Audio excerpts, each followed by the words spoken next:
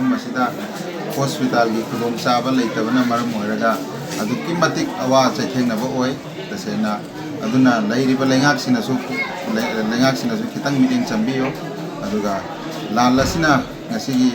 ओइरिबा समाजदा अवाबा चप चाना चैथेंग फंगलबा प्रजासिंग मनुंगदा मसु ओइरिबनी अदुना सरकारदा इकोय मुंसिंग सिंजरी स्कूल असिदा कोई नौपा सलिमना स्पॉन्सर तौबा मसा फाउंडर जो ओइबा फ्री मेडिकल केम अमा से रिपब्लिक डे का मरी लेना पांथोकजबनी पांथोकजरिसिगी मरम कइगिनो हाइबा कांदा ओइना खुंगांग असिदा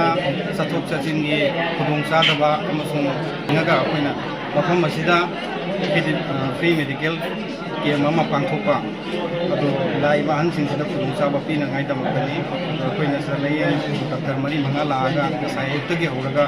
सथै अदो मतुंग तरकपदसु गवर्नमेंट सिंगसिना अखोइगी खुंगंगदा लेरिबा अखोइगी अहल लमनसिंग अना यंगसिंगसिदा खुदोंचाबा पिबिननबा हाइना